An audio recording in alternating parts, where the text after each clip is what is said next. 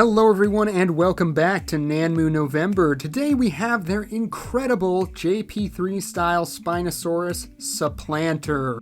Awesome name, and fitting given how this animal replaced the T-Rex in its film. I'll come out and say that I am a Rex fan for life, and JP3 is certainly not my favorite film of the franchise, not just because of the fight scene, I'm bigger than that. But say what you will about that fight and the movie, I don't think there is any denying that the Spinosaurus design in that film is awesome. The massive size, the striking colors, all that came together to create one of the most unique creatures in the entire franchise. Even though I'll always prefer the real animal, especially with how crazy it's gotten, the JP Spino is still a cool addition to the film universe. And when I saw that Nanmu would be producing a model of the animal, I was absolutely floored. Little did I realize how incredible of an offering we were in for. This Nanmu Spinosaurus is simply awe-inspiring, and I can't wait to take a closer look at this beauty. Starting off at the head, Nanmu have beautifully captured the likeness of the JP3 creature right down to those red-rimmed green eyes. The mix of fine scales and wrinkles on the tip of the snout is photo accurate, and even little additions like the wrinkles on the lower mandible look so well done. The teeth are cast in that yellow plastic and they look awesome. The jaw is articulated, opening nice and easy to reveal the teeth in the lower mandible and a long wet looking pink tongue.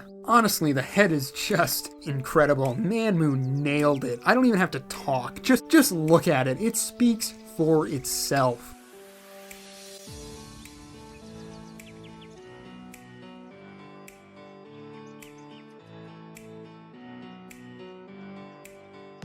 Moving on from the head, the neck looks equally awesome. I love the wrinkles of skin in the throat and at the base of the neck as the creature cranes its head upwards. You can also see you have the larger, more crocodilian style scales at the back of the head that continue down and around the spine. The shoulder area looks great. The way the skin is buckling and pulling around the shoulder blade is fantastic. And not just there, the skin around the gut and pulling around the thigh, it's just all top-notch stuff that's been covered with scales of varying shapes and sizes.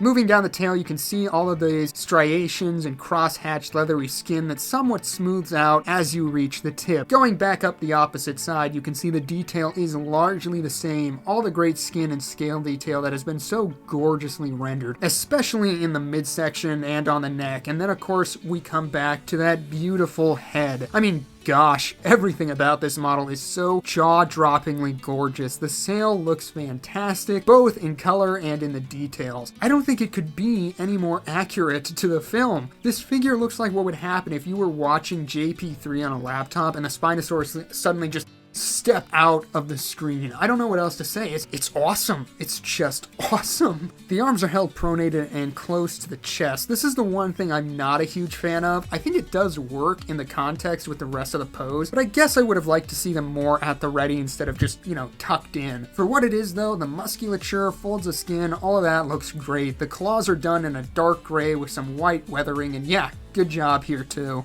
The legs are nice and powerful, the anatomy in them is very well captured, and the skin details are also great. Love the kneecap, love the folding of the skin around the toes, and there are even some nice large round scales on the thigh for some breakup. Everything about this model sculpt is just fantastic. Now let's talk paint. Equally impressive and captures the likeness of the film counterpart just as well as the detail does. I'm really impressed with how much color is on this model and how well it's all applied. The transition from that red to rusted orange to the gray tones along the dorsal region happens seamlessly. I'm also in love with the sort of tan they worked into the flank here on the left side. It's less well done on the right side, but still, all those layers of colors breathe so much life into this thing. I mean, just look at the sail. Look at that. That's beautiful. That is just beautiful work. I love it. I really do. As far as the pose goes, yeah, it's great too. Mid-stride, head held high, tail sweeping back below it. This is a confident, cocky pose that is so fitting for the specific version of this specific dinosaur. I can't remember the last time I had a review that was this one-sided, but dang, everything about this model just blows me away. I'm so thankful to have it in my collection. Alright, size, what an impressive beast. Roughly 17 3/4 inches long, or 45 centimeters, and standing in at just around 7.5 inches tall to the top of the sail, or 19 centimeters. It's also quite hefty, so yeah, this is definitely a figure where you get a lot of bang for your buck. For size comparison, gotta start it off with the Nanmu Tyrannosaurus Rex, and I love how these two can sort of look each other in the eyes. With the Nanmu model looking more like Rexy than any other Rex in the franchise, I think her size makes sense here. But then again, if you want a T-Rex that isn't quite as tall and looks like the one from JP3, go ahead and throw in Rebors instead. Yeah, this is awesome. Almost makes me wish I had their Bites the Dust Dead T-Rex model.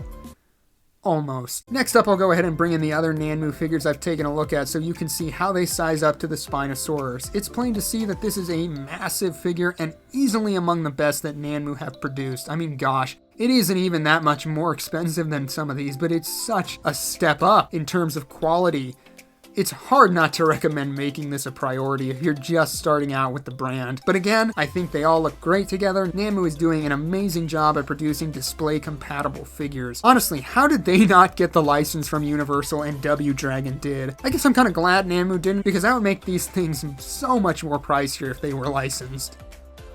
Alright then, of course, here it is with the Legacy Collection Spinosaurus by Mattel. Again, not a fair comparison, but with how much these things are going for, you can actually get the Nanmu offering for cheaper, which is just nuts to me, but yeah, do with that what you will. And I'm going to break a lot of hearts here when I inform you that no, I do not own the W Dragon Spinosaurus. Ever since I did my first head-to-head between the Nanmu and Rebor Rexes, I have gotten an overwhelming amount of requests to do a head-to-head of the Nanmu and W Dragon Spinosaurus. The main reason I haven't is because W Dragon is expensive, and also, I honestly don't feel like I need another JP3 Spinosaurus statue in my collection. This one does it for me. I'm sure the W Dragon is equally, if not even more fantastic than this one. Maybe. I can't see myself conceding my love for this one. But really, I just feel no desire to add that figure to my collection now that I have this amazing piece from Nanmu. And for so much cheaper, I might add. You probably saw this coming, but there is no ranking to give this model other than Dynamite. It is just incredible, and I cannot recommend it enough. Even if you don't like Spinosaurus as much as T-Rex, when it comes to JP,